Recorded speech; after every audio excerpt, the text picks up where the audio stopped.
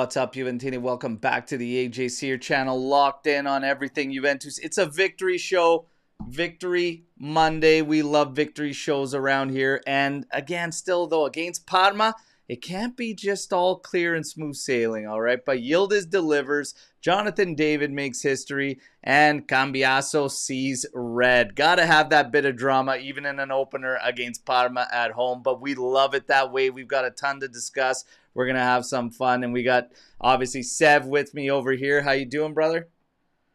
Victory show. Let's do it. First one of the year. There we go. There we go. And we got fresh meat for the AJC Army over here. We got Justin making his debut with us. How you doing, brother? Hey, can't complain. No complaints. No complaints. No complaints. Yeah, you're going to be very happy with Yildiz' performance. We had a lot of discussion about Yildiz yesterday being one of the captains listed by Tudor. And some said, not the time, not ready, too young. Might have answered any criticisms there yesterday with the second half performance. We're going to break it all down, and we have a little bit in the news. We're going to take a second, say what's up to everybody in the chat. We got Yorio in there. We got Ibelito, Ciao Ciao, and Pierre coming in here. And Tuna. There's Tuna. Good morning, everyone. Like the video before it starts? Yes. Let's please do that. Get the likes up and subscribe. Don't forget, the kit giveaway for the kickoff for the season is a home Yildiz kit. So you're going to want to be subscribed. Now, news headlines before we get into the match recap and then everything to follow in the aftermath. Thiago Jallo, apparently there is an agreement there for him to head towards Besiktas. So we could have that deal wrapped up. They offered $3 million originally. Juve wanted $5 million. We're pissing around over a couple million, but it sounds like it's finally done. You've got Nico Gonzalez. Apparently Atletico Madrid is ready to come in with an offer now and actually submit a bid for the player. And Juve apparently has inquired on Salamakers.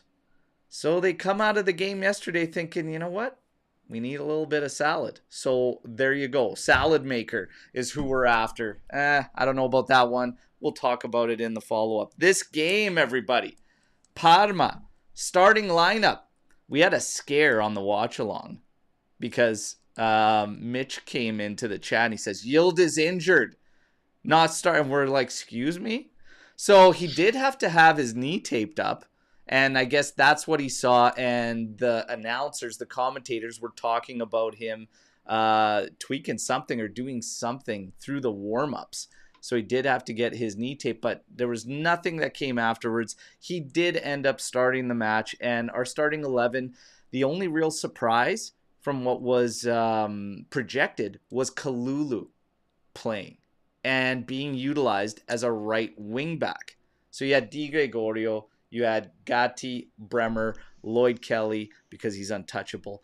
Then you have Kalulu, Locatelli, Thuram, Kambiaso, Conceição, Yildiz, and Jonathan David. Before we get to the actual game, what did you think when you heard Kalulu in that lineup? And did it seem strange to you? I would have just went with João Mario from the start, personally. But Sev, what did you think about Kalulu? Well, we were talking about it in the chat right before the game, and I had your live on. And I'm like, are we going with a four-man backline out of nowhere? Like, that's what kind of threw me off a little bit. And then we were all like, no, it's got to be he's playing wing back. So it did throw me off, and I'm with you. I would have went with Mario from the get-go. Yeah. Justin, what did you think when you heard about Kalulu there starting as that wing back role? Yeah, based on how he played over the summer, I was not excited to see him on the outside. Yeah, was not what I would have started the game with, but I guess they was going for a more defensive start and go offense at the end. Yeah. And here comes old Skanga, man. You're still going to fight the fight for Dushan, aren't you, boy. Skanga? Holy hell, man. It's like, I think Skanga, based on these comments, still has Mutande that are like 40 years old, for God's sakes. Listen, we'll get to that. We'll get to old Dushan. With Kalulu, my biggest thing was Gatti and Kalulu on a side trying to operate there in terms of advancement and how the attack plays through that side. So that was the big question mark. But again, we'll get into all of this. That was your starting 11. We go through this. The first half, honestly, Juve for 70% possession. Okay, 12 attempts. I think Parma finished with 1, maybe 2. No big chances for Parma. They had like this one scramble off a long throw that went back post. That was probably the best opportunity they had in the first half. For us, we had a Chico header on a great ball from Thuram that he just couldn't get by Suzuki there. But that's really it. Like, you had some shots. You had, like I said, we had 12 opportunities there. You were obviously with the fan club in Baltimore there, Justin. Like, were the vibes after the first half, like, feeling like we were in flashbacks of last season? You know, with a park the bus team like Parma, and we just couldn't break through? It kind of didn't actually feel like that. I guess because I felt like we had a lot of good chances, but he had a couple like one cross that looked low at first, but it made it all the way through. But Yeah. I just felt like we were kind of close. We just couldn't quite get it home. But it didn't feel desperate. It felt like we just hadn't gotten there yet. Yeah. Yeah. I don't know. It felt few and far between, but we had some guys that needed to pick it up, I thought, in the first half. But Sev, how'd you feel through the first half? More or less the same as Justin. We were definitely creating some spaces and, trying different things out. I think it was more like just that final third execution, like bury it in. I think that's all we really needed. But that was the only thing I liked about Kambiaso yesterday was the first half. He was creating spaces, feeding balls into the middle, and trying to create, but they just weren't executing the final push through. Yeah, I don't know. I feel like there was key guys to our creation that were a bit off. Yildiz in the first half didn't seem himself. He didn't even have one key pass. Everybody had. Chico had 3 key passes. Jonathan David, who did not have a good first half, had 3 key passes to his name. Thuram had key passes. Yildiz had 0 key passes to his name, and we were 70% on the ball. I was like, that has to change. Kambiaso, I thought, stuck to the flank a little bit too much. Our left side seemed congested. When we tried to go through centrally, it wasn't really happening there. I just felt like we either were trying to get too cute, or the crosses were like when there was only 1 or 2 options. It was a little bit kind of scattered, but the right side seemed a little awkward with Kalulu there. I was like, Agreed. Man, you have 70% of the ball. Put an attacker there. Get a guy like Joao Mario out there in the second half and just take it to these guys. Like, Kalulu, more often than not, had to cut inside. The second he cuts inside, the guy's got no left foot whatsoever, so it was kind of useless. All he would have to do is go back to the mid. So I was like, we can make some tweaks in the second half. And it all changed. It was actually, I thought the attitude from the get-go was fantastic. You could almost feel it. It's like, we're getting after this goal, which is nice because let it be a small sign. We don't want to take too much out of the first game of the season, but how many second halves did we start off just flat last season? So at least we had some drive to us. But we needed Bremer to save our asses like early in that second half. He read that thing like a book, and that Pellegrino was a handful for Bremer yesterday. I was actually surprised. Young kid, like, man, he was battling with them all game, but that was a huge stop from Bremer.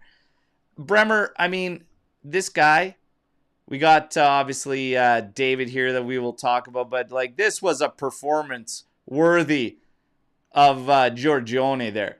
Got bandaged up when Locatelli got substituted off, threw the armband on this guy, and a key intervention that keeps it level for us, that then gives us the opportunity to take advantage. But Bremer, dude, I mean, is there anything we missed more than this guy last season? You just can't.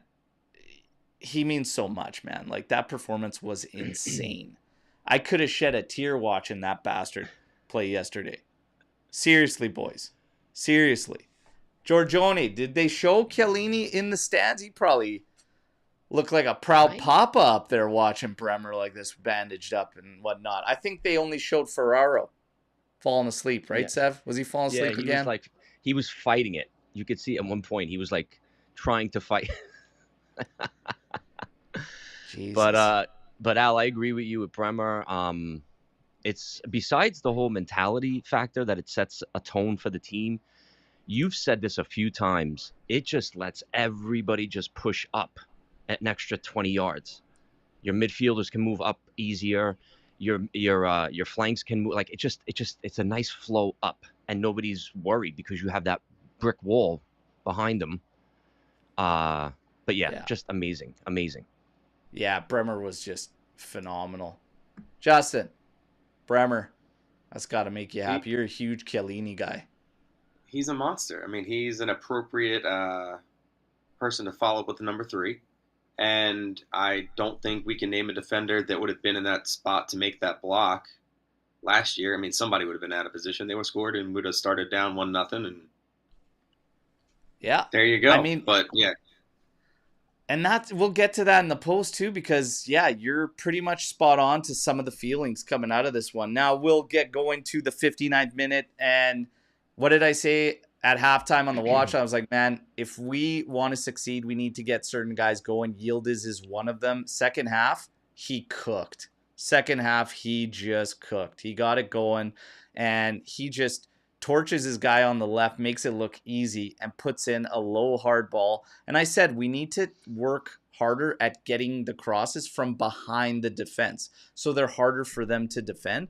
Jonathan David with an excellent touch on this one, and he becomes the second goal scorer that's Canadian for Serie A and the first ever for Juventus. So there you go. That was a fantastic finish.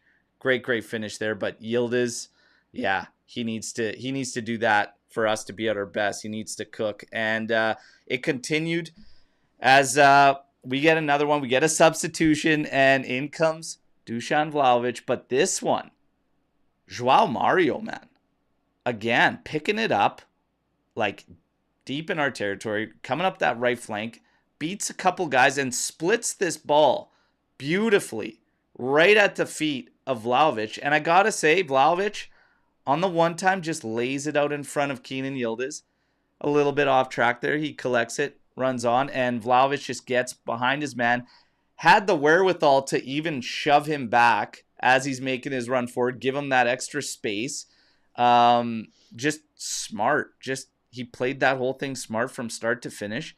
And my God, if he would have missed that one, fans would have been all over him. But he buried it and then gave it to them with the classic celebration. And I'm like, I almost didn't know how to react to the goal, boys. I was just like, same. What are you doing? Like, I'm like, man, he is just going to be the most polarizing guy around this team if he stays for the season. Like, what do you think of that celly there, Justin? You started laughing just now when we bring it up. So I was angry, not because he scored, but because when he got subbed on, someone goes, I bet he scores. And I'm like, no way. So I actually had to buy someone lunch because he finished. And I was like, of course. So I was happy. Obviously, we scored. I was, but it cost me like $20.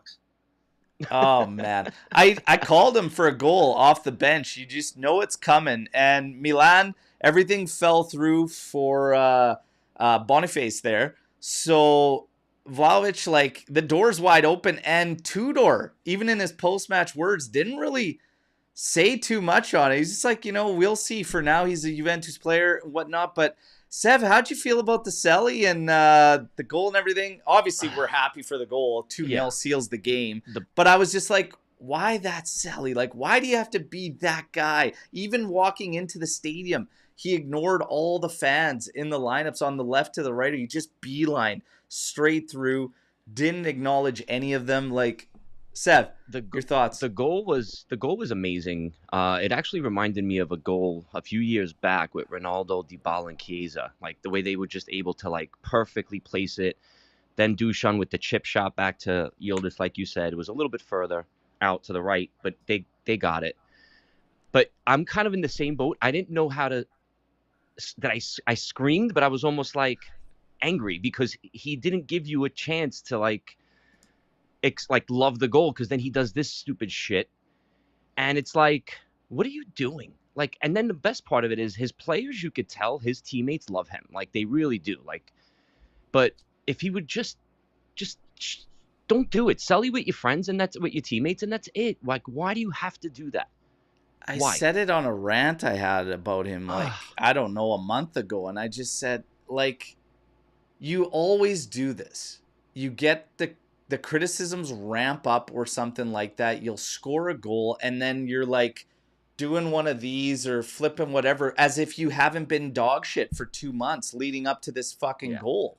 And now all of a sudden it's like, well, his form is good because he's got like a handful of goals over over a handful of matches lately. And it's just disappeared and vanished because of the story around this Mercato.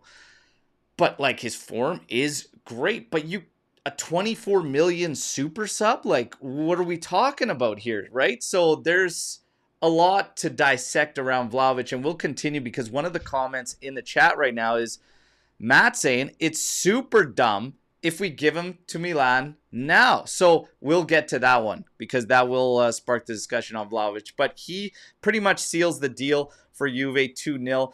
And you can't have a Juventus game where it's straightforward and clean. Kambiaso, 83rd, has to get this red for reaction. I mean, I didn't think he had a good performance. Some thought he had an okay performance. Some thought he had a good performance. I thought he was kind of brain dead in the most critical of situations. He felt a day late, a buck short all match for me in decision making. It felt like, you know, his brain and his body weren't in sync, like watching him play. Losing easy, like just dispossessed easily a lot of the time, way too slow in progressions, and his movement. He wasn't picking up the space the way he usually does to open things up. Like, he was just pretty flat, pretty stagnant. And you could see as the game went on, the frustrations from him, losing the ball easily, making mistakes, and all of a sudden this out of nowhere. And it's like, you go and react like that and you take a red. Just a stupid moment. And I don't know why, because it's not always him, but it was something that followed us last season, right? But there's not much we could say about this one, boys. You just can't do that. Flat out. It's the first game of the season. What are we talking about? Yeah, I didn't mind his first half as much. His second half, he completely topped off. But in the beginning, in the first half, he was creating some things. But you know what it was too? When Mario started the goal we just talked about with Cambiaso, with Dusan, sorry, that's usually Kambiaso starting that play like that. He's done it a million times, and when he does that, that's when he's cooking. And we've seen glimpses of it, flashes of it. But you nailed it, Al. Like, he did that stupid foul because he knew he was frustrated. He knew he sucked it up in the second half. I mean, Yildiz did the same thing last year. Kalulu did the same thing, where they just take their frustrations out on stupid plays. Yeah, and I mean, it's violent conduct is what it's going to be ruled for. So it's not going to be probably just Genoa. It'll be at least another one following, which is just ridiculous for him to do it. Justin, I would imagine there was some sharp words being used at the club there around that moment. I've been off of Cambiaso since last year, so this was another one of the. Look, I know a lot of people like the guy; they love him. In fact, people throw around the world class at times with him, and I just don't see it. I said yesterday I don't want him playing fullback because his defense is lacking. He had the kind of shit turnover in the first half where I don't know what happened. I think he went brain dead for a few seconds. And then even when he got the red, he saw the red and just walked off. There was like no emotion. He was like good. Like, he was happy to be done with the game and just took that straight line off the field. So I don't know. Like, the biggest mistake we made in the past year was not selling him to City for $60 million. I will say this. Your debut is coming with a bang because you're going in on Kambiaso hard, and the Army might have this fresh meat there for you, but those are strong words. I mean, world class, we've said this quite a bit. On his day, absolutely. Yes. Absolutely. But that's a part of being world class, is it can't be on his day. A part of being world class is like you're consistently there. And that's the thing that kind of haunts Kambiaso, is you've got to find a way where you're effective all the time. I say that about Kefren Turam all the time. I'm like, this guy needs to find a way where he doesn't go invisible for matches, like where he's always on and always playing an integral role in this team, because there are matches where he's kind of just there, where only one phase of his game is there, and it's usually breaking up play and being good at ball retention, but then you don't get that influence in the final third. And yesterday we saw he can deliver the ball wonderfully. Yeah. From out towards that left side, like he's sending that back post ball. It's phenomenal. We got to get bodies there. We got to know that that's coming and start to bag through those, right? But Kambiaso, yeah, like, I mean, the consistency, he's got to find rhythm, and you're not going to do it this way. So Genoa, I mean, we could probably deal with that. Please don't be Kostic, but Tudor will probably start Kostic. We'll talk about that. That's a whole nother beast. But Inter is the third match of the season. And because it's violent conduct, that's going to fucking suck. And here's a guy that wasn't listed as one of the captains or alternate captains. And you go and do this, and people are like, well, that's exactly why he didn't get it. The flip side is Yildiz did the exact same thing. He's one of the alternates. But I think it has more so to do with the captaincy in the situation around these players. Because I don't think it's any surprise, shouldn't be a surprise, that 3 of the guys on that alternate captains list turned down other clubs this summer. And Kambiaso made an agreement with City the first friggin' call that came in. Don't forget that. And don't forget what his agent said after the move went through. He said you could talk to Juve about why the deal didn't go through. I still would love to run into this guy and fucking just Chempachunushkafu, this fool. Anyways, that's enough of Kambiaso. That's a red. It ends there, 2-0. Guys, overview on the match. It's really simple for me.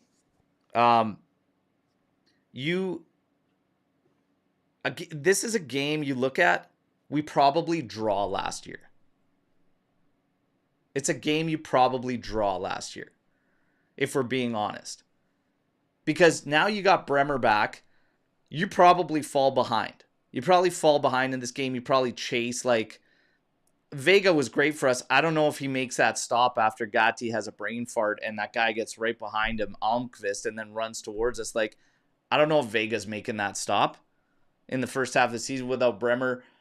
I don't know if the other guys make that stop, right? You're probably 1-0 down and you're chasing, right? You're probably also, like, not as confident, and you're not getting as much out of your 9 roll in build-up. David's second half was way better. First half, he was a little rocky, right? I just feel like this game last year probably goes a different route. I don't think we could take too much out of it because it's the first opener, but I liked everything I saw. I liked the attitude. I liked the aggression in the second half to get the goals. I have no problem with this game, and I think there's a lot to build upon. What do you think in the aftermath of the whole match, Justin? So the things that I noticed in general, like you said, yeah, I think it would have been a 1-1 draw last year because they go up 1, we probably claw 1 back, and then it's another pissed off draw for us. So I'm glad to get the 3 in general. I feel like Tudor got the subs right, which I know a lot of people had issues with him last year. The subs were kind of, and they were early. Last year, I feel like he subbed late. It was a little earlier this year, and no one looked tired. I feel like there were a couple games last year where you got to the second half and guys just looked dead. And people were still running. I mean, obviously the second goal was 2 guys beating their man down the field. And that didn't happen last year. Yeah. You got 59th minute is when Tudor stepped in and made a couple changes. Coat Miners for Locatelli and Joao Mario coming in for Gatti, and Kalulu moved back. We'll talk about some of that as well and what kind of came. But Sev, your views on the match as a whole at the end of it? The biggest thing that I took away from it is I feel like they shifted their game plan in the second half, where even some of the announcers were saying it in the beginning of the first half, we were swarming their goal, like literally swarming them. But we were really doing was centering balls to try to head something in. I feel like in the second half, we kept it more of a ground game where we were just trying to beat the man, do through passes, stuff like that. So I think that they shifted almost like if that was honestly what they did. That I liked. I didn't like two of the subs. I know you guys did because I wanted, yeah, bingo, he said it. That's exactly the move I didn't like. But other than that, overall, I think we're going to, as long as the mindset of this team stays okay, I think we'll be okay this year. I told you, get ready. You're going to see a lot of a mix between Coat Miners, Locatelli, and Thuram. And Coat Miners actually played well. He looks like a midfielder. And he had critical interventions. Like, he won the ball in good areas. The second goal he wins that Joao Mario picks up. He wins that ball. And he's keeping it simple.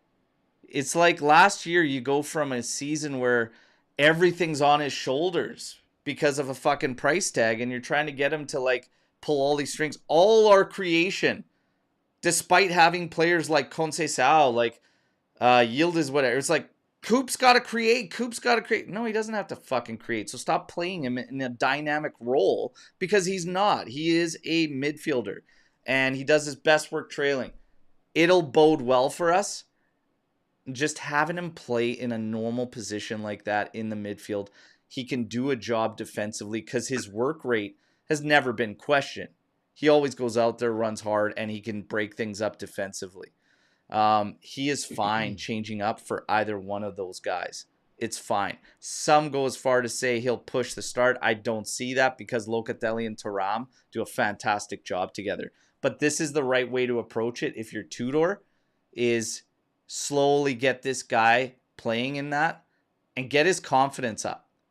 We got to start getting these guys' confidence up and erase everything from last season.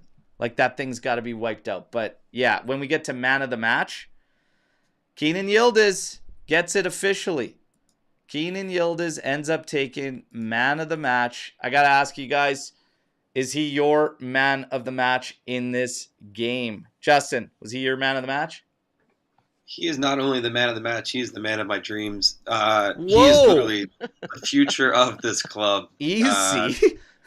You can't let this guy go under any circumstance. He just, I feel like he makes big improvements every summer.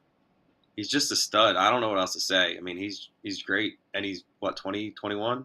You just don't let this guy leave the club ever.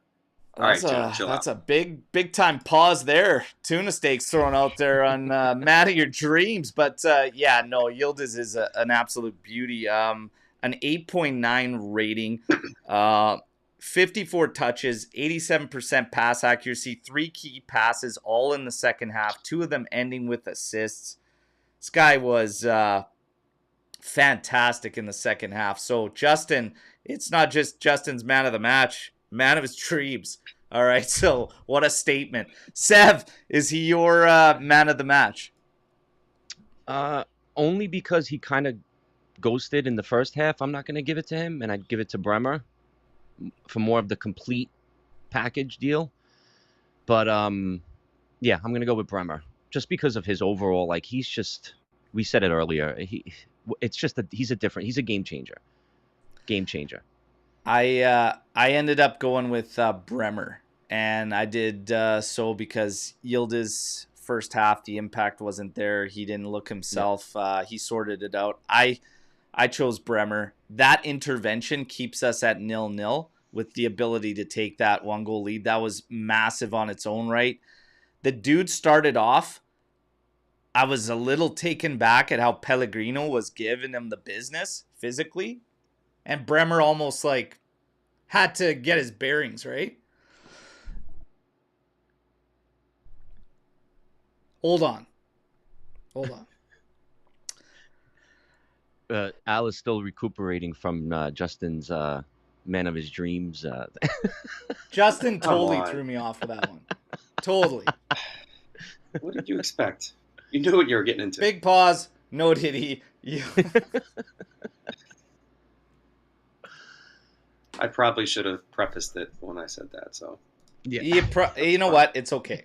It's okay. Now, holy man, what do we got? Yeah, the Cope Miners flu busting around. Listen, yeah. Bremer's got to take it for me. This guy's. What can you say? There's not much you could say. Like last year, we don't like to go with excuses. I didn't give Malta that excuse of Bremer because he was making a mess with so many other things. You can't replace this guy. You can't do it if you're Juve. Like, you can't. So he's my man of the match. Tudor did some good things. Justin highlighted and everything. Some people are already asking the question. They're asking the question, like, it's one match in, and they're saying, does that one match affect your outlook on this season? Is there anything you take out of this match that makes you either feel exactly the same for expectations or maybe a little bit better or maybe a little concerned? The Mercato's still open for a few more days. Is there something you think has to be pushed for on this team? Everybody in the chat, is there something that still concerns you from everything you've seen yesterday? So, Sev, we'll start with you. Like, do you still remain the same as far as expectations? Do you really think Juve should gun for something? My expectations aren't going to change after one game. They're going to stay the same, especially the way we played yesterday. Kolo. I think Kolo is the biggest void we have because you're basically playing with one striker. I don't see him ever playing, even if, let's say, Dusan stays. I don't see Dusan and Jonathan David playing together. I just don't. I don't see him putting the two of them up there. I think I'm okay with the back line now. I mean, I don't want to get too ahead of us with Bremer, but I just feel that he's game changer, man. And I'm okay with the center back position. But Kolo is number one for me. It's tough. Like, I gotta say, the wingback depth is something I'm really looking at because Kalulu did not cut it for me as a wingback. I don't really like that option. It's Joao Mario, it's Kambiaso, and dear God, we're going into a game without Kambiaso. Like, if it's Kostic out there, it is Genoa. We'll be okay, but against Inter, man, and then you're looking at what, McKennie? You're looking at Nico Gonzalez unless he gets moved as well. Like, wingback depth all of a sudden for me is a real, like, that stands out to me out of that game. At center back, you got some coverage, but it still seems like you're one injury where you're kind of skinny. And Mark, you were definitely not alone. Bremer went down a couple times, and I'm thinking, good God, man, get up and get up right away, because I was terrified. Yeah. We're gonna have that throughout this season where you're just terrified to lose this guy because there's gonna be a significant drop off, right? But Justin, what do you think as far as towards expectations? Feel a little bit better about the team? Feel the same? Like 10% better? I feel like you're always worried about the chemistry of the attack, bringing David in, mixing with everyone else. And I feel like there were some flashes of his, like a little flare passes that, but he had a couple like no look between the legs stuff that was going on. Because I feel like towards the end of last year, we did see some chemistry between Kolo Muani and Chico and Yildiz. And now I feel like David's basically going to come in and kind of replicate how that was going. So I felt good about that. The defense, I feel like the chat's kind of nailing it. Like, we're a little light in the ass on wing back and a little light at center back. And if one of those guys goes down, it could be a little ugly. And now, one of the news, talking about salad maker there, he can play both flanks and was obviously utilized there in Milan's first match. Didn't go their way against Cremonese. Mad Max is back, baby. I don't know, man. It's going to be interesting how to finish. I think the big one, too, is, like, the attack. I feel pretty good. Like, and Chico, it feels like he's always going to take flack. There was one moment yesterday, only one, where I was like, dude, you have to send that fucking ball. And he had Jonathan David streaking on the left side, a good, healthy gap between him and the defender to lead him. And he looked up for a split second, and it was like, dude, deliver it. But he just didn't. And it was the one opportunity in that game where I was like, man, you really have to deliver the ball. Outside of that, I thought Chico had a great game. He was the only one in the first half that was also looking to, like, run beyond the defense. He got that great header opportunity against Suzuki where Thuram actually delivered to him. He had a one-touch pass from Locatelli over the top that had him running into the area. Like, he was just doing everything. He even had a shot that went off the post after a deflection because he beat his man and took a rip.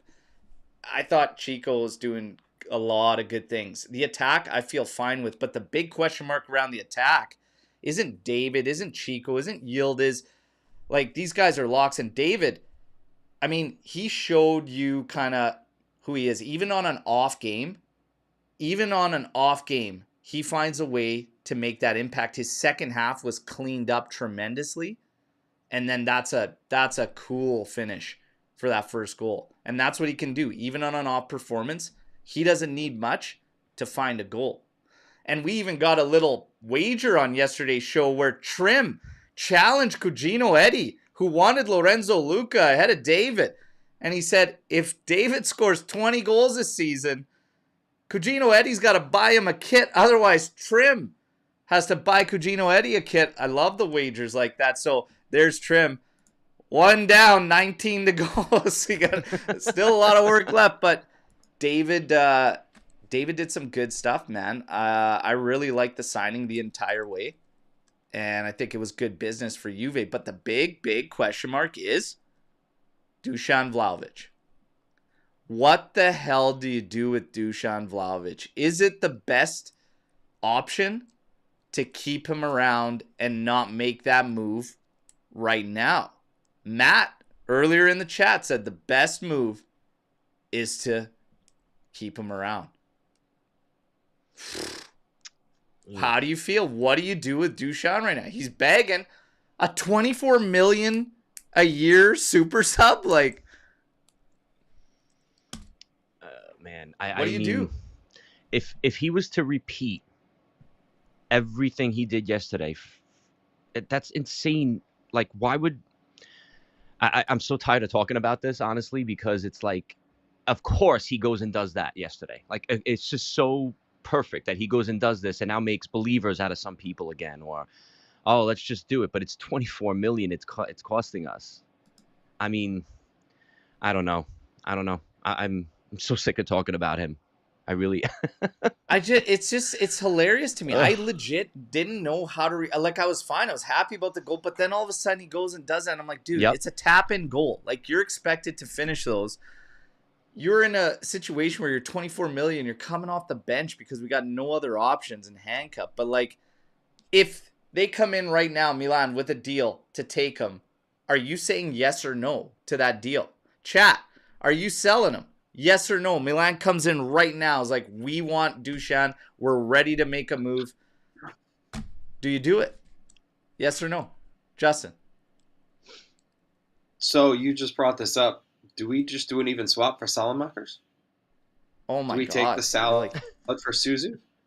Take the salary hit for Susan and take Salamakers? Like, we're not going to get value for Dusan anyways. We're trying to break even.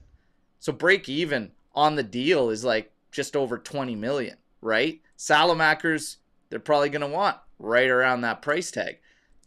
Is Juve going to be willing to take a hit on the wages? Because that's my thing, is right now what's consistent amongst all this, they're not taking losses on anything.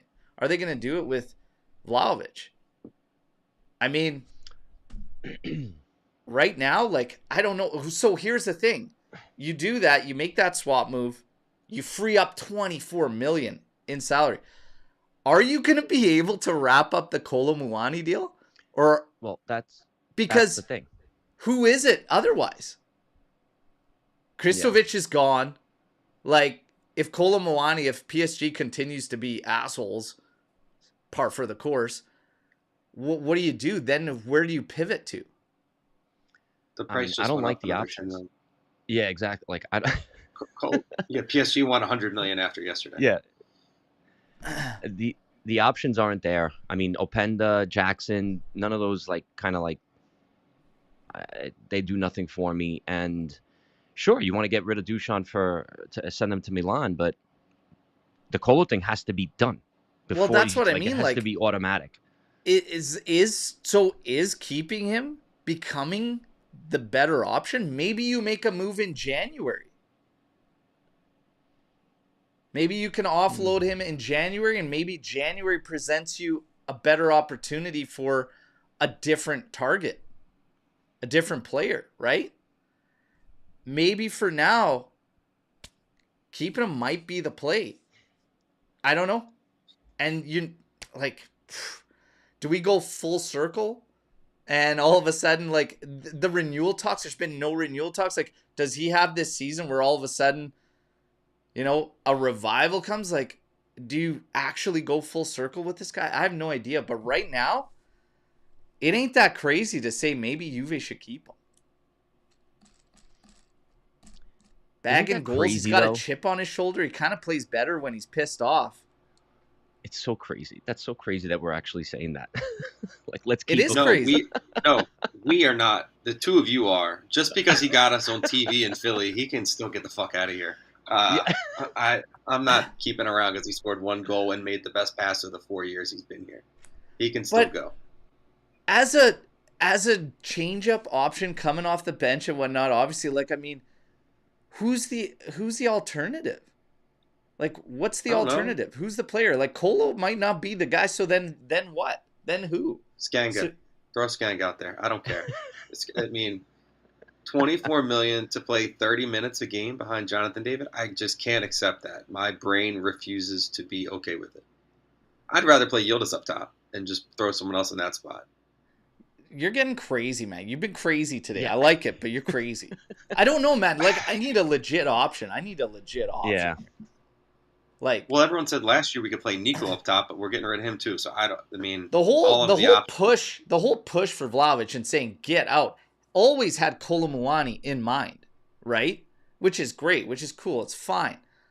But now all of a sudden, like, if that isn't actually in play, people are throwing out Lookman. Lookman's not even a striker. No. Look, man, I don't want him either. Yeah. Shout out to Adam. Look, man. No. It's a no. You got yourself one hell of a situation with Dusan Vlahovic, and it's going to be interesting to see how it plays out and what Juve does. But this thing, it feels like it's never going away.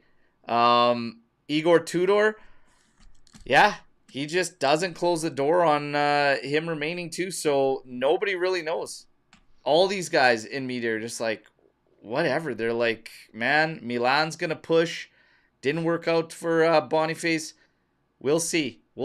Storm the Barn, meanwhile, is ready to go. If we keep Dusan, does he have his best season yet? Yes or no? The funny thing is, the way we are playing now, the way we were trying to play, like, against teams like this, when he's coming in against tired legs and what, he probably will actually statistically have a great season, like, if he stayed all year. Fuck that. That's crazy. But he might. Paolo was talking about it. Him having great numbers. Is it a hot tuna coming in here? Coming in hot, potentially. Is it a hot take to think that João Mario can be more prolific than Kambiaso with the darting inverted runs into the middle, providing key assist? Is it a hot take to say João Mario could be more prolific? I know what Justin's going to say, so fire away, man. Hot take, no. Is it likely? Yes. And if he's out for 2 games, I would actually move Mario to the left in his spot and let Kalulu play that right wing back, just to throw it up a little bit different and see what happens. There's a few things on this team I don't want to see, and that's Kalulu as a right wing back. I don't want to see Kalulu ever on the left. I don't want to see Gatti on the left. I don't want to see Kostic at Continasa, period. There's a few things I don't want to see. This is not a hot take, though. Joao Mario can... Yeah, he's got the potential to be massive. It could be a big, big surprise for us this season. The funny thing is, even those that aren't impressed by Joao Mario yet, I mean, so far in even just cameos, he's consistently impressed, and Kambiaso's big question mark is consistency. I need this guy to start showing some damn consistency, you know? Because right now... The Atalanta match last week, Kambiaso was really good in that game. Like, really good. Of course. That's what he does. Yeah. Game doesn't count. It was preseason. You know what I'm talking about. He was still good, though. Like, you know it's there. That's what I'm saying. The potential is there. And I think that's what bothers us Kambiaso fans, is that we see the ceiling is there.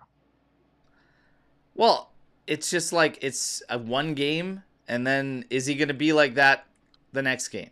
It's that question mark, right? Consistency. He got a red, so he's not going to be anywhere next game. He's got... Yeah, the red doesn't help, you know? There's a lot of hype on Vlahovic yesterday's performance. Yes, he scored. Just a tap in. Even I could have done it. We do need a proper striker. Maybe a swap of Gonzalez with Lookman plus 15 million euros. Here's my thing with Lookman. He plays the same spot as Yildiz off the left there. I mean, is depth over there going to be critical? We would love to see another forward coming in. I'm kind of like in this weird minority where I don't really mind too much if Gonzalez stays. I really don't. Coming off the bench, being another option in the attack. The guy, for as short as he is actually good aerially. I'm fine with it. I'm also just not big on Lookman, to be quite honest. I don't see him as a replacement. Like you said, Lookman's going to play in that Yildiz position. He's like a winger /10. And you already have Yildiz who does that. You can even make Chico do that if you need to in a pinch. Lookman, and especially dealing with Atalanta again, fuck that. Like, it's just I want nothing to do with that club anymore. Like, yeah. nothing. Big day. Big day for them. Our defensive line still shaky. We need a center back as a sub to Bremer and a definite left back. These two signings are mandatory for Juventus. I mean, some of the signs we would take from here is Juve's waiting for Cabal to be that left center back. At the right side, it's going to be Gatti and Kalulu that will exchange. They are both going to have brain farts that fucking fly in and out like crazy. And Gatti had one yesterday on that moment with Almqvist there where he just wasn't awake. And even Kalulu was still out there on the far outside. One pass intercepted, I don't know, 35, 40 yards from Parma's goal should never end up in a situation like we were in there. That's up to these guys to wake up. But one more center back option would be huge. But the more I look at yesterday and everything, like a proper wing back would probably be huge. But Kostic is probably going to be one of those alternates. Nico might be used there. McKennie. Weston McKennie. I'd probably... What do you do for the next game? We know Kambiaso against Genoa on the left. I'd probably start McKennie out there on the left, to be quite honest. Yeah. Before Kostic. Did you guys do the same? God. Kostic on that side with Kelly.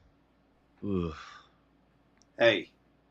Kelly had the most impressive sequence in the first half where I wasn't sure who dribbled through 2 or 3 defenders, and it was King Lloyd Kelly, because I don't know where that came from. I didn't know who it was at first. And then he shot it like you would. Yeah. And it was... You can't have your cake and eat it too, all right? I mean, he did something impressive. We should have just left it at that, but... Yeah, he, on the ball, he is just, you don't know what the heck is going to happen. But defensively, I mean, and at least, like, in pressure moments where we're trying to keep it high and stuff, like, he's doing a job. He's doing a job. I'll leave it at that. And I still stand firm. I put him on the left before Gatti or Kalulu's on the left. Like, 100%. And Tudor likes him. Yeah. Tudor really likes Kelly. I don't ask me why, but he really likes him. Tudor likes Kostic. So, I mean, do what you want with who Tudor likes. What are your thoughts on selling Nico? I'm conflicted. He works hard, still young. However, given the low blocks that we face, would we be better off with Zagrova? Oh my God, here we go. Sev, we might as well just give you this moment, okay, with Zagrova. Because, like, fuck, we got Trim as Jonathan David's agent. Sev might as well be Zagrova's because he's going to tell you he's going to score 20 goals this year. Go ahead, man. Look, I just think that we're super thin on the wingers. He's a cheap risk at 18 million. We paid 40 for Chico. Now, granted, Chico doesn't have the injury issues that Zagrova does, but 15 to 18 million, it's a risky move, but it's a low risk move. High reward, because he's a lot more mature than Chico is. He's 20 million, 18 to 20 million on Chico, I think, is a more significant risk than you're giving credit for because of where our roster stands. Like the gap from the bench to the bench players, you're looking for that impact there. And Zagrova, when he plays, sure, the impact's there. This guy hasn't played since December, and it's an adductor injury, which is nerve-wracking because even after surgery and stuff like that, he had adductor issues for years prior, and that's kind of a nasty one. So 18 to 20 million euros, the guy, like, we can't sell guys that are on final contract years for 18 to 20 million euros right now, no matter who they are. It's like you can't do that because teams are waiting till January, maybe make a super cheap deal. Like for us, if you go and sign that guy, you know you're getting rid of somebody to do it. So let's say Nico Gonzalez leaves. You pick up Zagrova. Well, fuck, Nico Gonzalez, even though he has some injury issues, he's more like, you could still bank on him somewhat for probably more of the season than the risk you're taking. And Nico Gonzalez could probably fill one, maybe two more positions in a pinch than Zagrova could. So I actually think it's a little bit more risky to do that. And I would probably just wait till he's on a free. Make a move in January and seal a deal that way. I thought of that, but my only issue is if we do that, which is fine, and he has a banger of a first half of season, he's not going to be 20 million anymore. But they're still going to be they're still going to be trucking uphill because they have no renewal with him. They can't all of a sudden come in January and be like, no, we want 40 million. What? They'll be like, okay, we'll just wait 6 months, you idiots. Yeah. That's true. It's not going to matter. But Justin, where are you at with Zagrova? I mean, Big Steve has been sending him Valentine's Day cards for, I think, 3 years now. But he never called him the man of his dreams. Yeah, that's true. We've moved on. So take it over there, Mickey Blue Eyes. All right? We've moved on. I think if we can't sell Dusan for 18 to 20 million, there's no way in hell I'm paying 18 to 20 for Zagrova. I just can't. If you want to say maybe 5 million in December or January and pull him for 6 months, fantastic. But you can't put 18 to 20 million on him now because of his injury history. Did he even, has he played? He hasn't played this year, right? Like the new season? Yeah, I think he has. Yeah, he's Did he? with the Okay, team. so he is back. But yeah, I can't pay 18 to 20 million for a guy that just missed 8 months with an adductor injury. I mean, Won and his the last biggest thing year of is the contract. taking a guy away from the roster now to take that risk, right? I feel like the play with Zagrova, if you're really going that route, is to wait it out. Wait it out and see. What about an incentivized deal? What about an incentivized deal based on appearances? Yeah, so that the only problem is I thought when I was making these moves, so the only way you do that, I thought he had 2 years on his contract. He's in a final contract year, so you can't even do that. You can't even do an incentivized deal because he's on final contract year. I thought he had 2 remaining. So anything that's put past won't work. So you're probably better off waiting to try and approach it on a free. But man, I don't know. And I honestly think this team is probably complete. Maybe one move, incoming and outgoing, maybe one move right now is probably all we're looking at. Will Milan actually push that hard for Vlahovic? What's Juve gonna do? It's gonna be interesting. We might be wrapped up though, as far as the roster goes. This might be it. Our team is incomplete without a good substitution bench.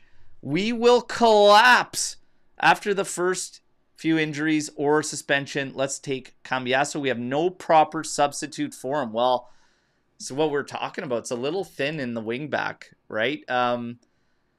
But the other way to look at it is last year you kind of had to use McKennie as a main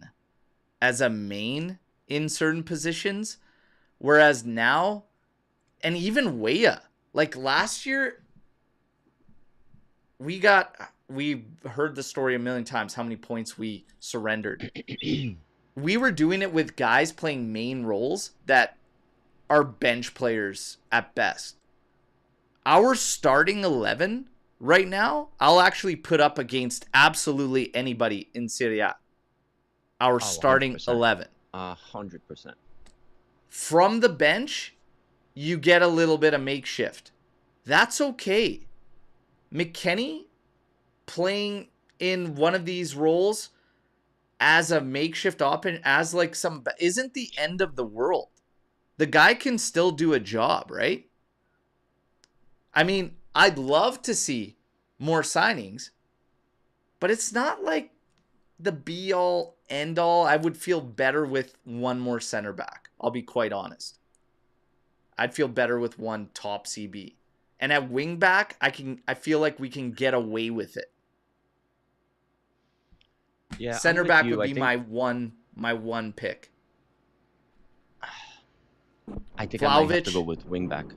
You could stay, Vlahovic. Okay? We'll move you in January and then make a signing. Justin, one position. You can only make one position. Pick up. Who is it? Where is Left-footed center back, because it's just Kelly over there that's even somewhat acceptable. Gatti in that, first of all, we haven't mentioned this yet. We're almost an hour in. Who cuts Gatti's hair? What the hell is on top of his head? Please, I don't want him on the camera just for that alone. It's bald in the front, bald in the back. Boys, I mean, come on. I swear to God, Juve's trying to save money, okay? And Yildiz they're is using J Medical to cut these dudes' hair. Seriously. Even Yildiz. Yeah, Yildiz is bad too. Even Yildiz looks like Don Mattingly in the Simpsons softball episode, okay? Where Mr. Burns is telling him to get rid of those sideburns. But Gatti is like the second coming of Gorm Pandev there with his hair up top. It's almost taken shape of a dick and balls on top of his head, okay? He only has like the Panama Canal connecting the middle. It's balding in the front. It's balding in the back. He's just got to let it go. It's got to go, man.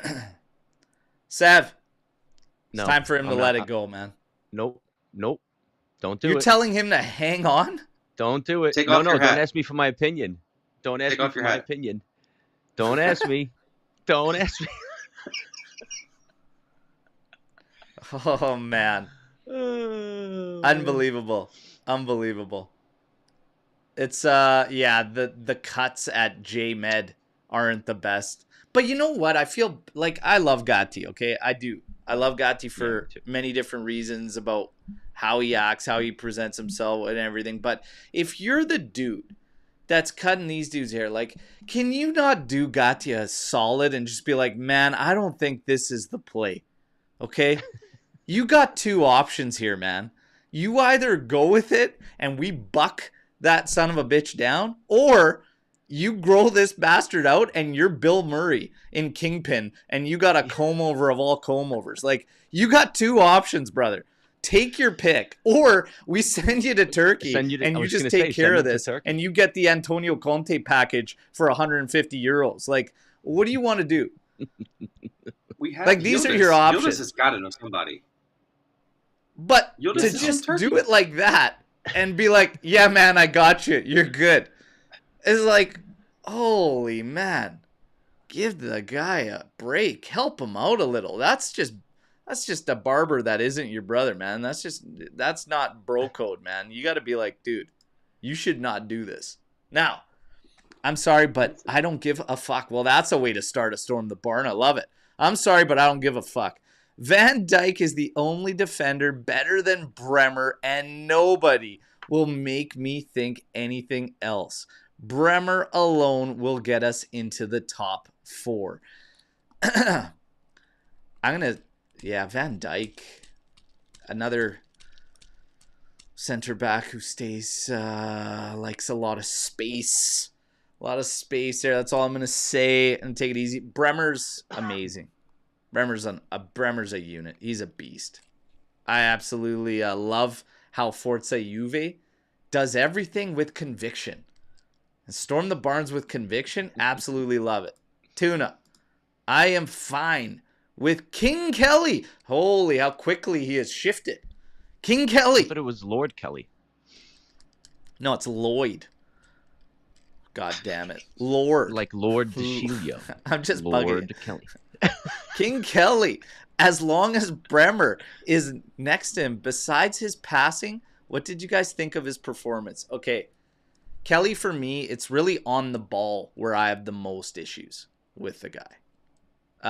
There are brain farts positionally, defensively sometimes. Like, sometimes I question the route he takes when we're in our final third and the position he surrenders to attackers. It's very strange in very weird circumstances. But for the most part, the biggest issue I have with him is on the ball. When he gets advanced and further up, it's usually way too slow and his touch is just god awful. That's really the biggest issues I have with him. But I have been saying for a while, he's the best we have right now. As terrifying as that sounds, he's the best we have right now on the left side, in my opinion. Many others would play Gatti or Kalulu over him there and want a back three of Kalulu, Bremer, Gatti. I stand firm. I don't want Kalulu or Gatti anywhere near the left side. Guys, Justin, you agree? What are your thoughts? What do you think of Kelly? Kelly is the tallest midget we have out there, so he's going to be the option we use on the left. It's that simple. There you go. There you go. Sev, Kelly, are you buying the kit? Well, maybe I should do the opposite, because if I buy a kit, normally the guy winds up sucking or getting hurt. Like, I want to buy a Thuram kit this year. Yeah, don't maybe do I shouldn't, it, man. Yeah. But maybe if I buy a Kelly kit, then he'll start to like be better on the ball. But no, you know what it is that bothers me about him too? His link up play with the winger in front of him. Like, I just feel like it's always a clusterfuck on that left side. Always. They're bumping into each other. They're way too close to the line. I don't know. That's what bothers me about it. Was pretty messy in the first half yesterday, that left side. Yeah. It was pretty ugly. They were all just occupying the exact same space and nobody was moving around. But yeah, King Kelly now to Tuna. I don't know if I was ready for that one. I don't know. I'm not scared about Kostic against Inter. We all know he turns into prime Roberto Carlos when we face Merda. Dude, from your text to the football gods, okay? I hope so, if that's the case. Tudor might be rolling that. We'll see. He does do What good are your against thoughts Inter, of which is our bench? Do we have enough top-level players in our bench? Well, our bench is, I mean, Adzic, Miretti, right? Nico Gonzalez for now. Colt Miners. Susan. Susan. Dusan. It's not the... It's a work in progress. Bringing up the quality on the bench. I really feel like if you keep Vlahovic here, I'm good there. It's really center back. Rugani's there. That can help. He could be the other guy that plays where Bremer. He's probably the only other guy I'd consider to play there is Rugani next up and then followed by Gatti. But there's a big stretch there. Big stretch there, right? I'd love one more top reliable CB. With the attack, it's kind of unknown. Miretti, he hasn't been here. So can he occupy one of those dynamic roles? I think so. I think he could do it. Adzic, guy should have had more reps last season. We might have felt a little bit more confident this year. But maybe that unknown, maybe until we see it, who knows? Might be okay. But you're not going to get like a bench like to the level of Real Madrid here at Juve, right? Like it's like guys are going to have to elevate themselves and kind of get the game up. But it's not terrible for short term, like little change ups to games, right? If an injury happens, it could be fucked, depending on who it is. One thing in the midfield, I don't know if you guys will agree. Obviously, he's gonna stay with Luca and Thuram for the most part, starting games. But can we all agree that one of them has to always be in the midfield? Like, we can't have a midfield of Miretti, Coop Miners, and McKennie. Oh, God, no. That would never be the play. You know what I mean? Like, one of either Thuram or Luca have to be in at all times. Well, yeah, and he's majority going to be playing with the two pivots. Yeah. There will be games where you got to get three mids out there, though, and then it's going to be interesting to see what Tudor does. Are we so skinny that... Is anybody out there considering, like, a different formation? There was a lot of talk that Tudor was going to test out a four-man back set.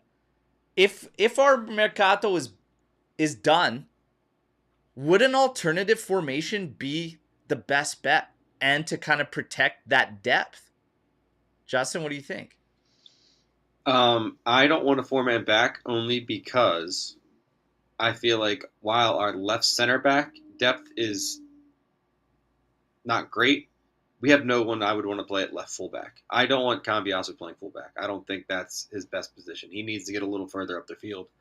On the right, you have plenty of guys that could play over there, I guess, but I don't. Last year, I wanted more of the 4-3-3. I would have been more okay with it. This year. I don't think we have anyone to play on that side at all. Yeah. And I don't want to use Kostic there. Yeah. Sev, are you thinking about a formation change? I said it in the beginning of the show. When I saw the four backs in the lineup, I was like, are we playing a four-man? Because I never would have thought Kalulu was playing as a wingback. But I think you got to go with the players you have and what they are better at. Now, Justin said he doesn't like Kambiaso as a fullback. Why? Because he doesn't go back good enough on the ball? He's not great defensively. We've always known that about him. But he's traditionally been a fullback. And I like Kambiaso's... Go ahead. No, you go. I was just going to say, I like that Kambiaso has the freedom to go up and down the pitch, in the middle of the pitch. Now, is he better suited as a wingback? I mean, you make a good point that he's further up, so he has a little bit more freedom to go up as a wingback, and he doesn't have to track back as much, but I don't know. I mean... I gotta say, like, I think you get the best mix of our players available right now in the setup that Tudor's choosing. Like, with a three-man, yeah. If you're gonna go four-man back set, I mean, you're probably not really gonna be comfortable seeing a setup where you have João Mario and Kambiaso on the pitch because they're both gonna give up a bit defensively, right? So in a 3-man back set, you can have the confidence to actually play both of them at the same time with coverage. So it's like you gotta pick your poison here and whatnot. And honestly, you're not gonna save a whole bunch in terms of depth anyways by doing that. So those kind of talking around formation changes and whatnot, I really don't think it's going to be like a huge drastic change. I just think there's going to be some games where you need a third midfielder and you might have to play a classic 3-5-2 as opposed to this 3-4-2-1 where there's a little bit more of a hybrid play to it. I don't see a 4-man back set or anything like that playing out. That would preserve guys at the center back role, would be essentially the only way you're preserving guys. Because it takes Kelly out of play. You could probably go with Bremer and Gatti, who were a force at the start of last season together. But that's the only place you really protect yourself is at center back. And you spread guys out. Kalulu is better as a right back than he is as even a right center back or definitely anywhere on the left side. So, yeah, it's kind of interesting. It's kind of interesting. That's a good point. It depends who you're playing because there are going to be games you need 3 midfielders.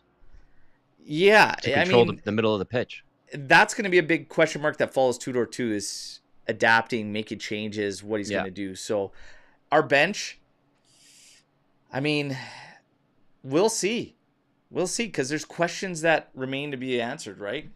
Bard coming in here. We overpaid for Conceição and shouldn't have signed him. Much better wingers at those prices. So, again, for me, I don't factor in the loan price because that's the cost of business for that year. So the 10 kind of flies out the window. I have absolutely zero issues personally with buying Conceição. I never have. I still don't. I think he's got a crazy high ceiling. And I think he's getting better and better under Tudor. So I have no issues with it. Super young, too. Yeah. Seb, Justin, you guys have issues with the Conceição signing? I thought it was a little high, but I like the age. I like that he's so young. And he's not even in his prime years yet. So that's how I justify it. But it was a little high. But I'm like I said, I'm fine with it. Yeah. Justin? We're paying it over 4 years. It's peanuts. I mean, it's what? It's 4 years over, right? We're paying that sum over 4 years. It's next to nothing. In 3 years, I mean, it's going to look like a joke. And I feel like he's one of those little guys that gets on everybody's nerves in like the best way possible. He's always tugging on someone's jersey. He's always in the mix. He's not afraid of running into people and causing a scene. He's a little chippy. I feel like we need a little bit of that. And he's someone that if you just load up Yildiz's side, he will move forward and take 2 or 3 guys on and cause a problem. So yeah, I have no problems at all. I don't have any issues with Chico. Not at all, to be honest. And I think yesterday, the way Yildiz played in the first half, if you don't have Chico on the pitch there, you probably don't create next to anything in that first half. So I don't know. And yeah, he's young. You got to take some of the bad with the good too. But so far to start this season, knock on wood, there's been way more good from Chico than there has been bad. Yesterday, there was one sequence. That's it. One sequence where I was like, I didn't like it. He had another one where he beat his guy in behind the defense, but then he's on his off foot, the right foot, and he didn't get that cross right at all. But that's really it. Other than that, I thought he was really, really pushing the game for Juve. Juve should not go for Colo at more than 45 million euros. So yeah, it'd be like a 10 million loan, 45 million purchase price for 55 all in. I would do that business. I'll be serious. I'll be honest with you. 10 million loan, 45 purchase price. That's kind of my max though. A 45 million purchase price after the loan. I wouldn't do anything more than that. But some are saying that's too much there. Would you pull the trigger on that deal, Justin? 10 million loan, 45. I think you do that immediately and then swap Susan for salad and you're cooking. you might get stuck and Vlahovic might say no, and then you're still fucked, and you just bought this guy and you're paying 23 million. Welcome to our nightmare. Yeah. Sav, would you pull the trigger on that Kolo Muani deal? That's 55. He's not a $55 million player.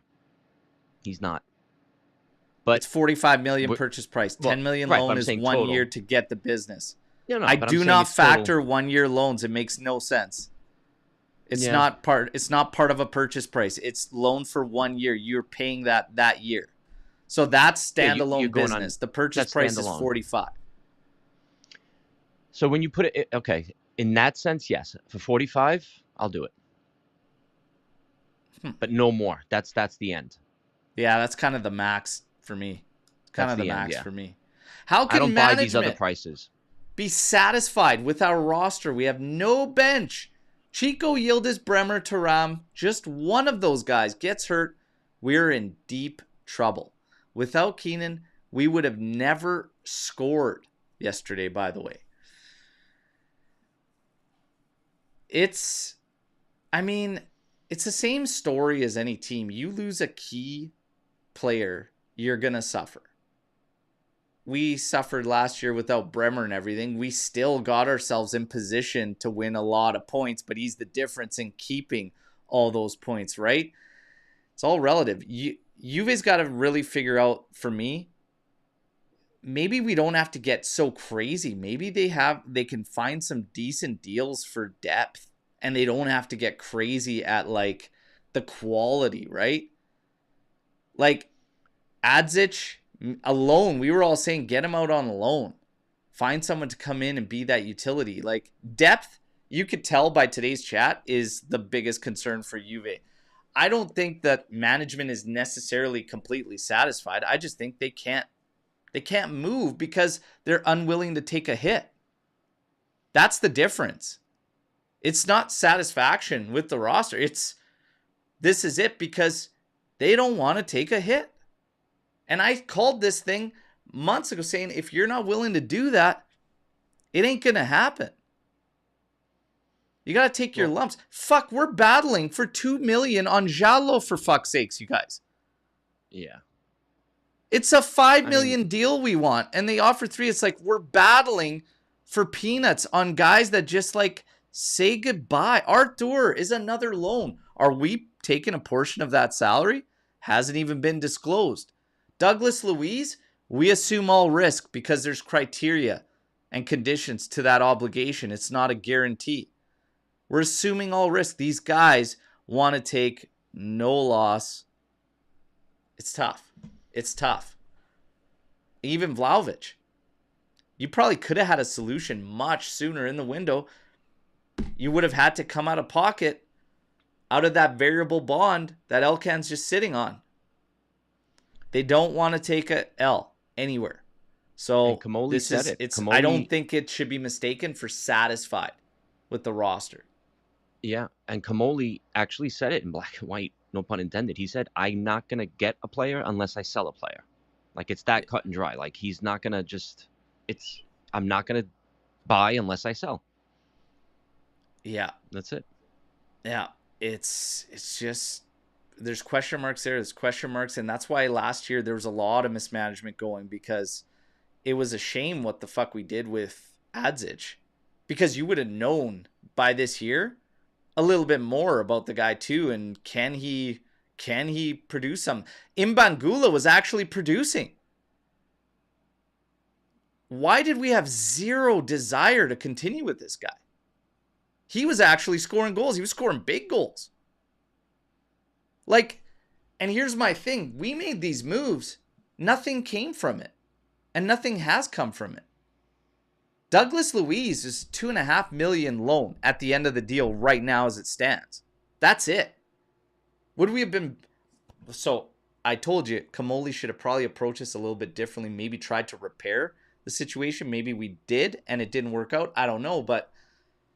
Like, we've said goodbyes now, and nobody's coming in. Like, Imbangula left.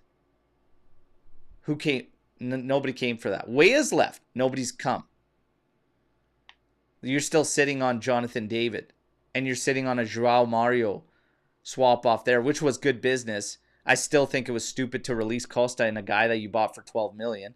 And Costa could have been one of the depth options. Funny enough, we're talking about depth.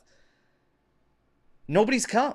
Imbangula would have been probably good looking now if you lose one of those guys we just mentioned to injury.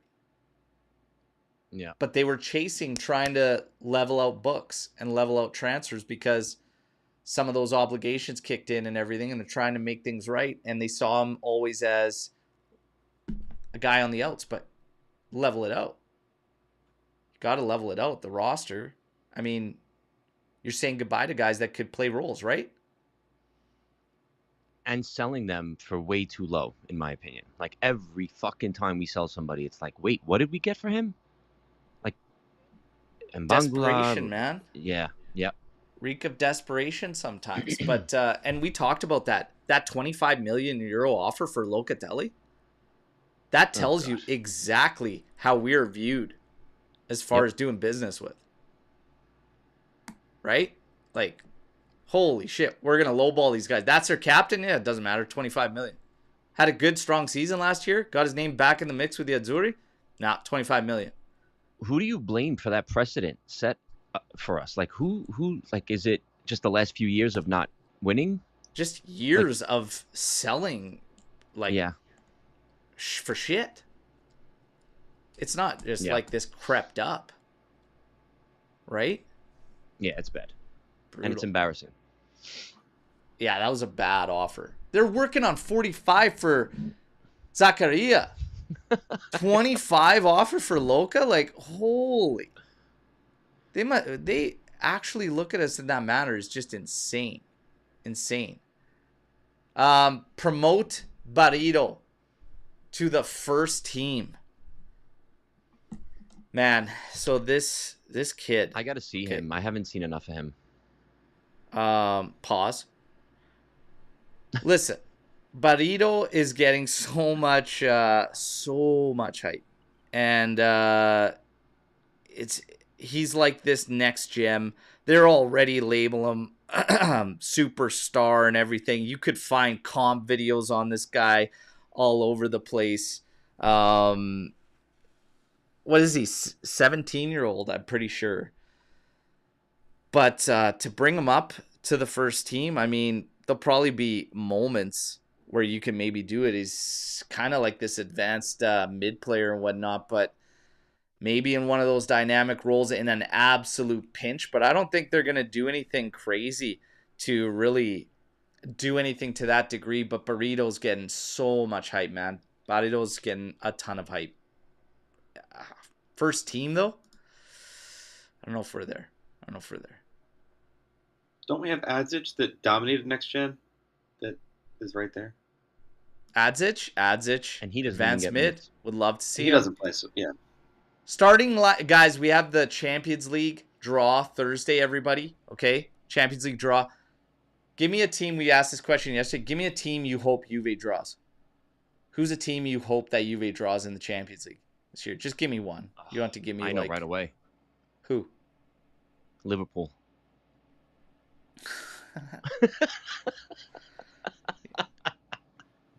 What a joke. Not Benfica with our record against Benfica. No, please, no Benfica.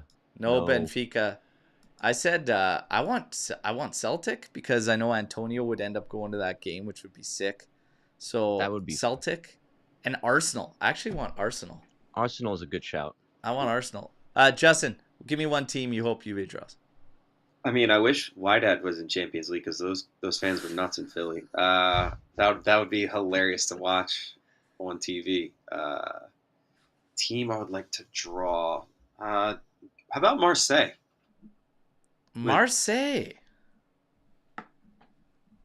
Just a fun with old Timothy De Zerbi and Tudor going at it on the sides. Tudor got a yellow card there yesterday too, showing some absolute fire in him. That was pretty sweet. Is Marseille even are they there? I don't even know if they're there in champs, to be honest. I don't think they are, I man. don't know. Yeah, I don't. I'm not sure if Marseille's in there. France, you got PSG, you got Monaco, you got Brest. I think that's it, man. I do love Brest. Who doesn't? Now, starting lineup versus Genoa. Go. Starting lineup versus Genoa. Di Gregorio. Given. Gregorio. Bremer. Kalulu, Kelly. I mean, it's basically going to be yesterday's, but minus Kambiaso. Joao Mario on the right to start because you're Yeah. going to lose the dynamic Mario. play of Kambiaso on the left. Locatelli and Thuram, the same for me. McKennie at left wing back, I'd play, and I would start the exact same front three. Conceição, Yildiz, and David. And I'd probably look to make a couple of those subs a little bit sooner. Keep them ready. Keep them a little bit rested for what's to come. Big third game. But that's probably my starting 11. You guys have it the same? Any changes? Yeah. One small change. I would actually put Coat Miners in for Thuram to let him rest up a little bit for the Inter game. Second game of the season. You're already resting, guys? Well, not resting, but like I want Thuram fresh to play because he gave them fits last year. So I want because a small little switch, just a little rotation. We're just a week between games, man. We're just a week now. He's got lots of time. Lots of time. Genoa on 31st and then September 13th. The Snakes. No, I play them. I play full goal these guys. You got a little bit of a breather there. You got an extra breather because of the break. Because August 31st, then September 13th. Full goal, baby. Full goal. Forgot about the break. If there was a Champions League game, then I would do that. But we don't have to do that. Yeah, with the champs, it's different once Champions League games go in. And again, the draw's Thursday. We'll see. But other than that, no, we're good to roll. We're good to roll. I think that pretty much... Do you guys have any Storm the Barns you want to bring up? Is there anything you want to bring up? It's been all depth talk today. That seems to clearly be the biggest issue and the biggest question mark around this team. But I see more positives than I do negatives around this team, even if it is depth and that's in question, because I feel like that's always going to be in question. You know what I mean? Like, injuries are always going to be this wild card.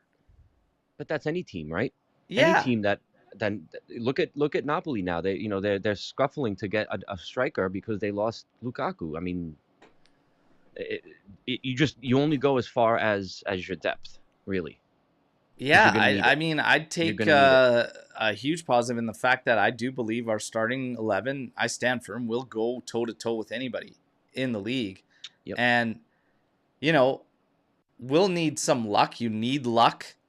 Need some luck on your side. Hopefully we could do some. There was a little bit of work at J Medical in terms of Kamoli when he first came on. It didn't get highlighted a lot, but he has looked at everything apparently. I would have expected it to be burnt to the ground, but J Medical is still standing. Bermuda Triangle still there.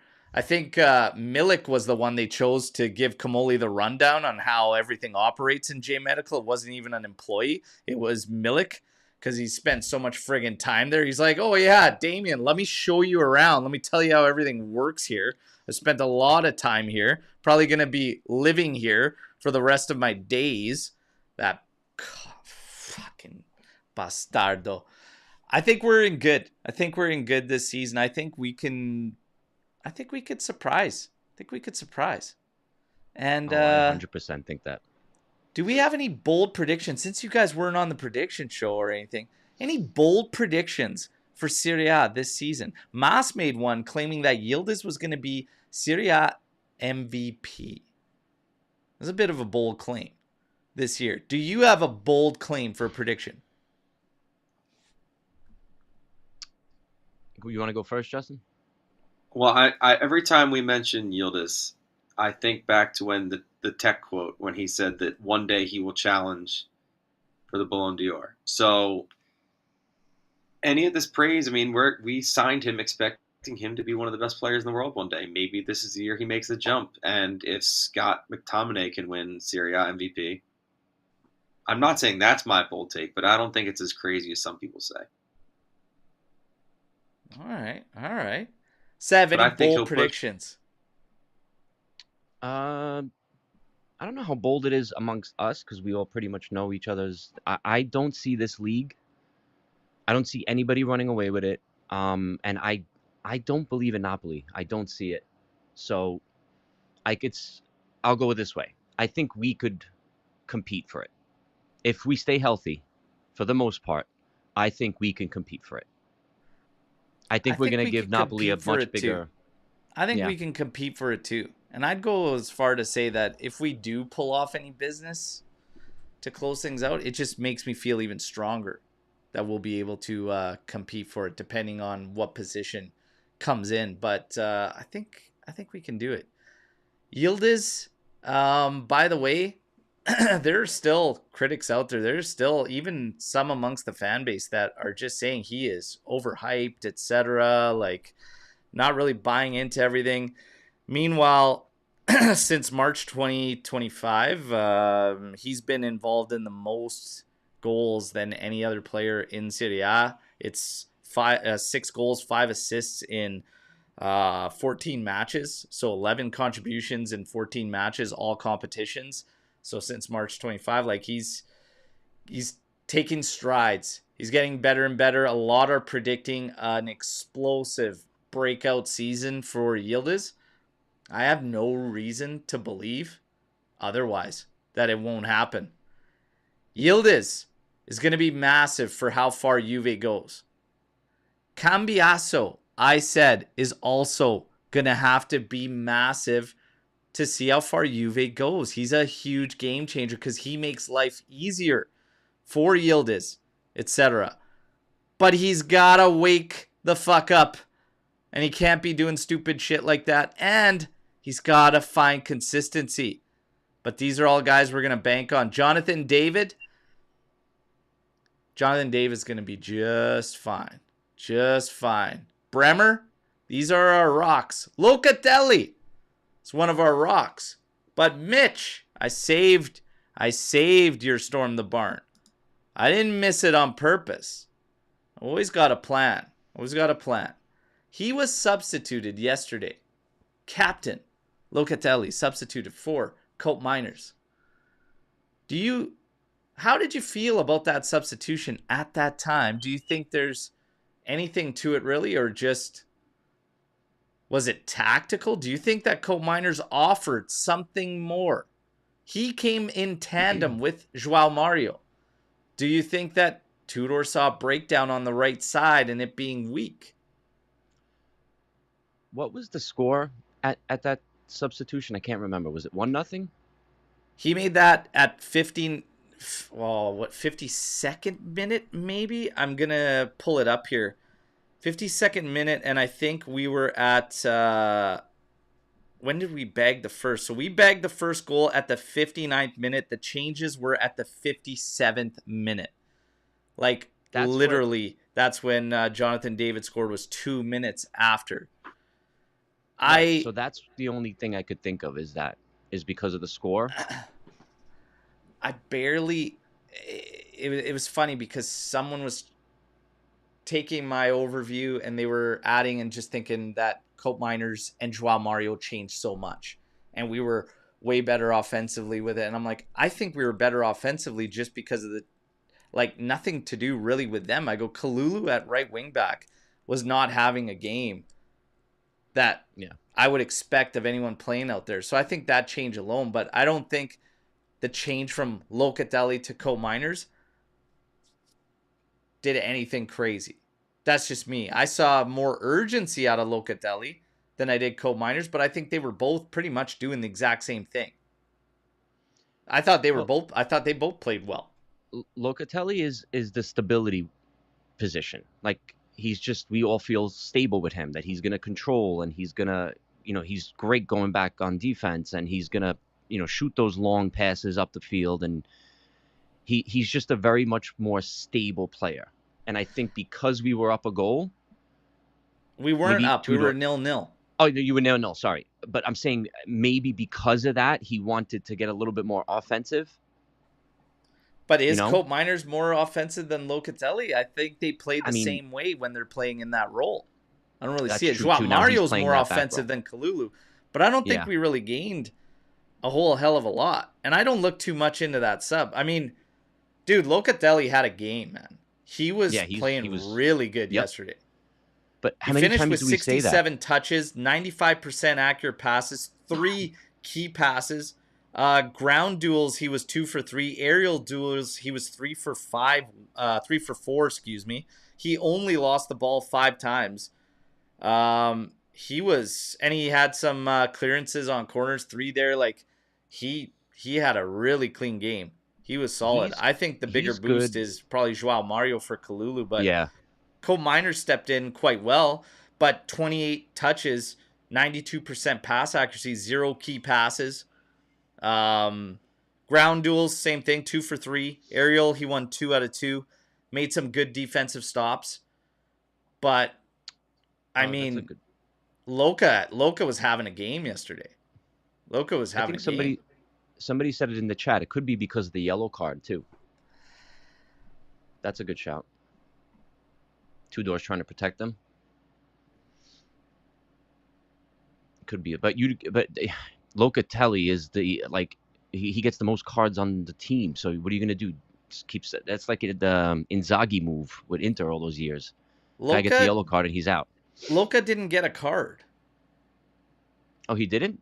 No, Gatti got a yellow. Oh, then and Kambiaso got a red. He did. Luca didn't get a yellow. Oh, so then it wasn't because of that. No. So it's a bit of a weird one there, but it was like for like. I'm good with Luca. Personally, I think he was doing a lot, and I mean, it's funny.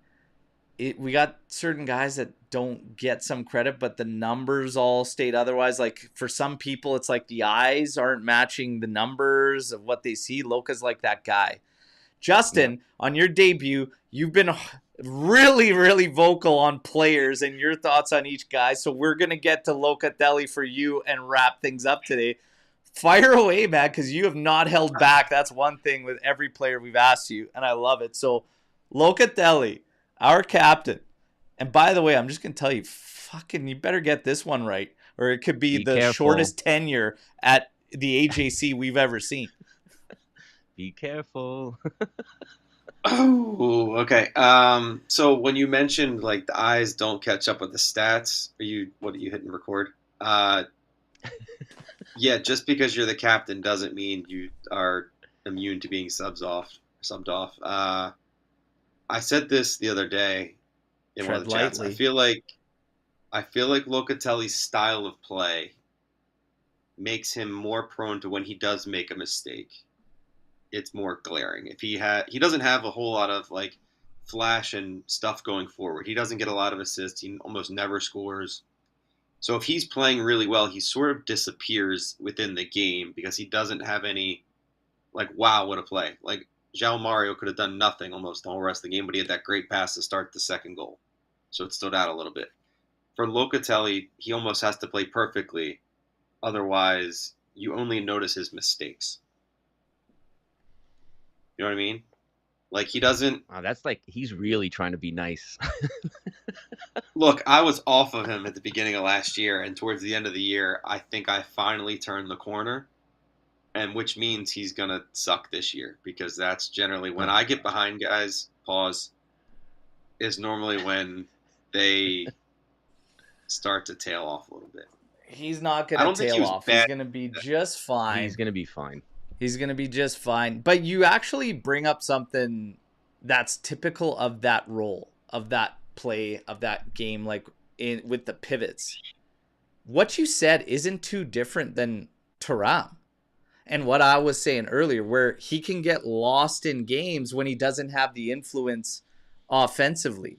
For Locatelli, you said it perfectly. Like when he's having a good game, all he's got to do is be that kind of, that He's not a pendulum, flashy that midfielder. pivot, that guy that's pulling the strings, getting us the ball to the guys that we need to do the rest. When he's doing that, it's such a small piece of the rest of the puzzle that, yeah, when he makes a mistake, it's like, oh, whatever. But you just forgot the fact that he got out of like sticky situations 5 times previously with one-touch passes that set us off on breaks or whatever. Yesterday, he had 5 or 6 one-touch passes that came into offensive scenarios. We made a mess out of half of them, but it's just little things like that. You're so right, because when he's having a good game, it is pretty just clean and pretty standard, but that's because of the role. As a midfielder in general, you're so crucial that when you do make a mistake, it's highlighted. It's fucking big.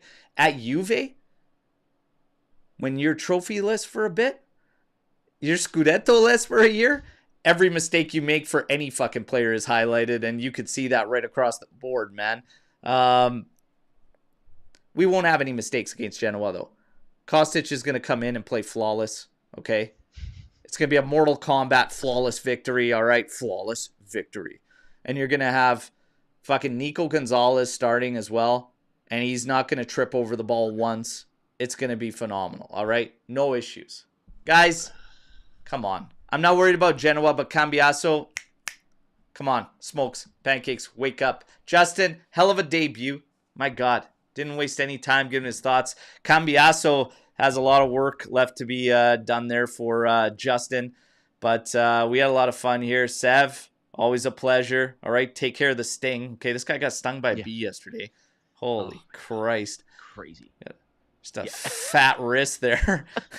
Stung by a bee. Yeah. Working overtime more like it there, you putz. Yeah. All right. We're going to wrap things up on that. We had a lot of fun today. Army, you guys are the best out there. Drop a like on your way out. Subscribe if you haven't already. You know the drill around here. I'll keep you up to date on the news. Maybe we will have some news as the days wrap up here in the Mercato. And then we've got Genoa next up. And same thing. We're going to have a match day preview show, have a lot of fun, and then we are going to get to another watch along the second of the season. Let's go 2 for 2, baby. You guys have been awesome, and that's why we repay you the kit giveaway. Kenan Yildiz, make sure you're subscribed. That's a home one. And for the legends, very, very soon. Okay, what do we got? 6 days left in the month, and then we decide who wins the 04 pink Juventus kit with Del Piero on the back. And then next month, we got a whole nother kit for that giveaway, all right? Take care, everybody. As always, fino alla fine. Forza Juventus. Ciao tutti.